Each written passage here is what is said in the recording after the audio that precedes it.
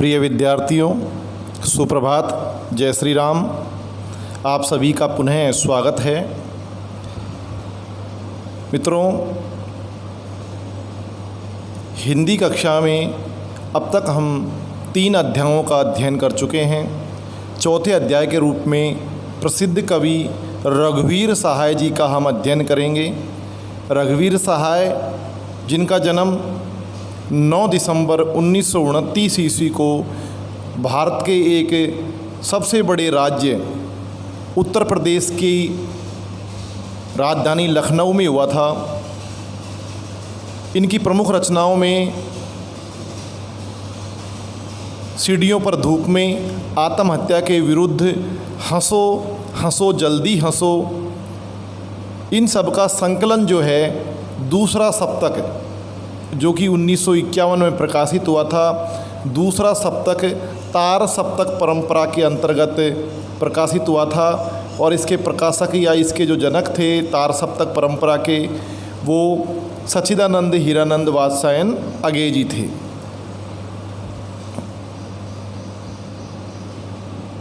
पत्रकारिता के क्षेत्र में इन्होंने ऑल इंडिया रेडियो के हिंदी समाचार विभाग से संबंधितता रखी।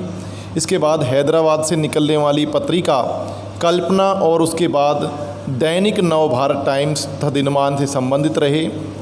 प्रमुख सम्मान इन्हें साहित्य अकादमी पुरस्कार प्राप्त हो चुका है। सन 1990 30 दिसंबर को इनकी मृत्यु दिल्ली में हो गई थी। इनका प्रसिद्ध कथन है, कुछ होगा अगर मैं बोलूँगा।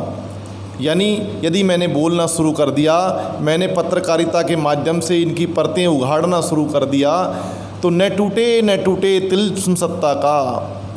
तिलिस्म कहते हैं जादू, राज, कि भले ही सत्ता में कोई परिवर्तन नहीं आए, मेरे अंदर एक कायर टूटेगा। मेरे अंदर की जो कायरता है, मेरे अंदर का जो भीरूपन है, जो दब्बू प्रवृत्ति है, वो समाप्त हो जाएगी। ठीक है ना। रघुवीर सहाय जी समकालीन हिंदी कविता के, यानी तात्कालीन, उस समय अपने समय की कविता के संवेदनशील नागर चेहराएँ, नगरीय चेहरे हैं। सड़क, चौराहे, दफ्तर, अखबार, संसद, बस, रेल और बाज़ार की जो बेलोस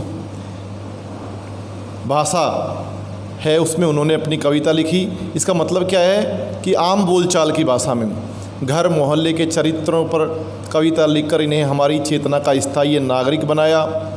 हत्या, लूटपाट और आगजनी, राजनीतिक भ्रष्टाचार और छल छद्म, धोखा इनकी कविता में उतरकर खोज पत्रकारिता की सनसनीखेज रपटे मात्र नहीं रह जाता, बल्कि आत्मान्वेषण का माध्यम बन जाता है। कहने का अभिप्राय क्या है कि इन्होंने जो अपनी पत्रकारिता के माध्यम से, अपनी कविताओं के माध्यम से जो राजनीतिक चेतना, जो समाज में जागरूकता लाने का प्रयास किया है, वो केवल ऐसा नहीं है कि केवल मात्र रिपोर्ट बन करके रह जाए। आत्मान्वेषण यानी आत्मा को खोज करने का, उद्वेलित करने का माध्यम बन जाती है। ये सही बात है कि ये पेशे से पत्रकार हैं, लेकिन केवल पत्रकार ही नहीं, इन्होंने अपने आप को सिद्ध कथाकार और कवि भी प्रस्तुत किया था। कवि के रूप में कविता को उन्होंने एक कहानीपन और एक नाटकीय वैभव प्रदान किया। आगे देखिए, जातीय या वैयक्तिक स्मृतियाँ इनके मन में, इनके यहाँ पर नहीं के बराबर हैं, इसलिए इनके दोनों पांव वर्तमान में ही गड़े हैं। यानी इन्होंने हमेशा यथार्थवादी सोच के साथ साथ वास्तविक स्थितियों, तात्कालीन समस्याओं को जागृत जो हो रही हैं उनका निस्तारण, उनका निपटारा करने की कोशिश करी है। इसके बावजूद मार्मिक उजास, व्यंग बुझी खुरदरी मुस्कानों से उनकी कविता पटी पड़ी है। यानी उनमें इसी प्रकार की भावनाओं को स्थान दिया गया है जिससे आम समाज की, आम जन की जो समस्याएं हैं वो दूर हो जाएं। छंदानुशासन के लिहाज से भी वे अनुपम हैं, पर ज़्यादातर बातचीत की सहज शैली में ही उन्होंने लिखा और बखूबी लिखा है। यानी उनकी जो शैली है वो आम बोलचाल की सहज शैली है। यहाँ उनकी जो कविता है, कैमरे में बंद अपाइज, ये एक तरीके से अपन कहें तो करुणा के मुखौटे में छिपी हुई एक तरीके से दुख दर्द की कविता है। और इसमें वे लोग भूल गए हैं, इसे वे लोग भूल गए हैं काव्य संग्रह से लिया गया है। और ये जो हमारा इलेक्ट्रॉनिक मीडिया है, इलेक्ट्रॉनिक मीडिया की जो सम्यक शून्यता है, जो उसके बारे में उजागर किया गया है कि किस प्रकार हमारे जो ये टेलीविज़न, हमारे जो ये मीडिया है, प्रिंट जिसको कहें अपन इलेक्ट्रॉनिक मीडिया, ये अपने आप को सफल बनाने के लिए, अपनी टीआरपी बढ़ाने के लिए, अपने चैनल को चलवाने के लिए किस हद तक गुजर जाते हैं, आदमी की पीड़ा को किस प्रकार नज़रअंदाज करते हैं, इसके बारे में बताया गया है। कैमरे में बंद अपाहिज। शारीरिक चुनौती को झेलते व्यक्ति से टेलीविज़न कैमरे के सामने किस तरह के सवाल पूछे जाते हैं और अपने कार्यक्रम को सफल बनाने के लिए वो किस प्रकार की भावभंगिमाएँ करते हैं, इसका सपाट बयान कवि ने एक तरीके से पीड़ा के साथ दृश्य संचार माध्यम के संबंध को रेखांकित किया है, यानी इलेक्ट्रॉनिक मीडिया के माध्यम को दिखाया है। किसी की पीड़ा को बहुत बड़े दर्शक वर्ग तक पहुंचाने वाले व्यक्ति को उस पीड़ा के प्रति खुद स्वयं संवेदनशील होने और दूसरों को पर्दे पर उभारने का प्रयास किया है और दूसरों को संवेदनशील बनाने का दावेदार होना चाहिए।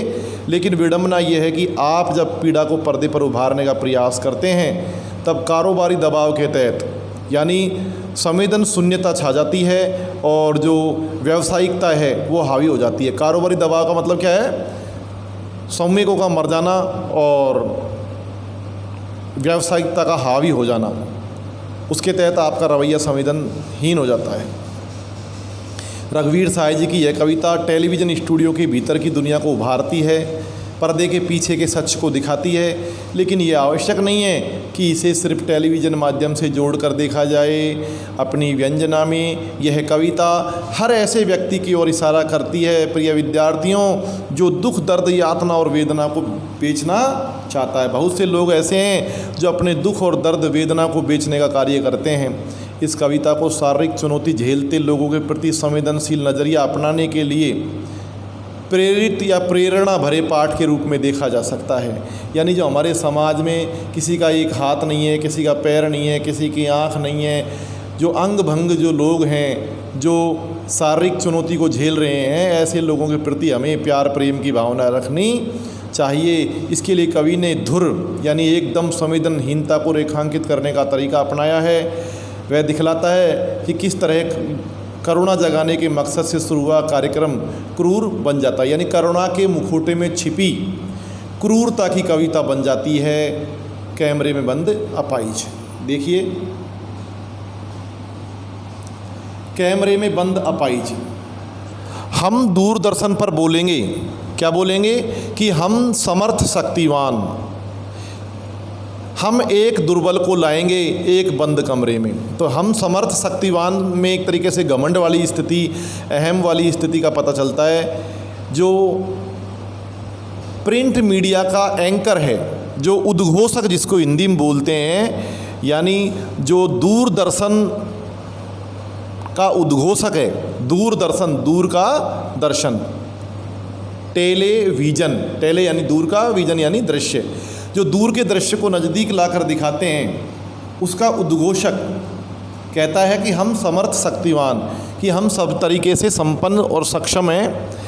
हम एक दुर्बल को लाएंगे एक बंद कमरे में, यानी बंद कमरे में एक दुर्बल व्यक्ति को, एक अपाहिज व्यक्ति को आपके सामने हम लेकर के आ रहे हैं। उससे पूछेंगे तो आप क्या अपाहिज हैं? तो आप क्यों अपाहिज हैं? प्रश्न पूछ रहा है कि आप क्या अपाहिज हैं? अपाहिज होने के बावजूद उससे ये पूछा जाता है क्या आप अपाहिज है, और वो कहेगा हाँ मैं अपाहिज हूँ। फिर वो संवेदन शून्य प्रश्न पूछता है आप अपाहिज क्यों हैं? आपका अपाहिजपन तो दुख देता होगा, देता है ना। और आपका ये जो ये विकलांगपन है, आपकी जो विकलांगता है, वो आपको दुख देती है कि नहीं देती? फिर वो कहता है हाँ, में इशारे करता है हाँ देती है, और अपने कैमरामैन से कहता है उद्घोषक, इसे बड़ा करके दिखाइए ताकि जो दर्शकगण हैं वो उसे नज़दीक से देख सकें। हाँ, तो बताइए आपका दुख क्या है? आपका दुख क्या है बताइए, जल्दी बताइए ना, वह दुख बताइए। और वो जो अपाहिज है वो अपने दुख को बता नहीं पाएगा। कैसे बताएगा? क्योंकि कैमरामैन उसकी जो अपाहिजता है, उसका जो पंगुपन है, उसको लोगों के सामने दिखाना चाहता है, और अपाहिज व्यक्ति इस बात को कभी नहीं चाहता कि लोग उसके अपाहिजपन को देखें। आगे कहता है, सोचिए, बताइए आपको अपाहिज होकर कैसा लगता है। कैसा यानी कैसा लगता है, यमक अलंकार है। अपाहिज होकर कैसा लगता है यानी कैसा लगता है। तो यहाँ एकदम एक तरीके से कहें ड्रामा शैली, नाटकीय शैली या कथोपकथन शैली का प्रयोग किया गया है, और इसमें ये बताने का प्रयास किया है। उससे कहता है कि आप सोच कर बताइए ना, अरे आपको अपाहिज होकर के, आपको पंगु होकर के, अपंग होकर के कैसा लगता है? क्या आपको दुख होता है? कुछ महसूस करते हो आप? और फिर जो कैमरामैन के सामने जो उद्घोषक बैठा हुआ है, जो हमारे सामने बातें कर रहा है, वो खुद इशारे से बताएगा, क्या ओ ऐसा लगता है आपको? अरे सोचिए, बताइए, थोड़ा कोशिश करिए ना। और हम लोग इसे देखने का अवसर खो देंगे, क्योंकि उद्घोषक कहता है, आप जानते हैं कि कार्यक्रम रोचक बनाने के वास्ते हम पूछ पूछ कर उसको रुला देंगे। यानी इस प्रकार के ऊटपटांग प्रश्न पूछेगा जिससे उसको रुलासी आ जाएगी। ऐसा क्यों? ताकि चैनल की टीआरपी बढ़े, दर्शक उसको देख करके संवेदनाएं प्रकट करें, उसे ज़्यादा से ज़्यादा देखें, और दर्शक भी इंतज़ार करते हैं, दर्शकों का इंतज़ार करते हैं उद्घोषक कि वो भी उस पंगु व्यक्ति के साथ साथ अपंग व्यक्ति के साथ रो पड़ने का कार्य करें। यानी कई बार आप लोगों ने देखा होगा, सास बहू के आजकल जो सीरियल आ रहे हैं उनको इस प्रकार से बनाया जाता है कि साधारण जनता, माता बहनें इसको देखती हैं और वो भी उनके दुख में दुख और सुख में सुख महसूस करती हैं, लेकिन उनके रो पड़ने का जो प्रश्न है यह हमसे नहीं पूछा जाएगा, केवल इंतज़ार करते हैं। ठीक है ना? आज के लिए इतना ही, कल फिर पढ़ेंगे। जय श्री राम।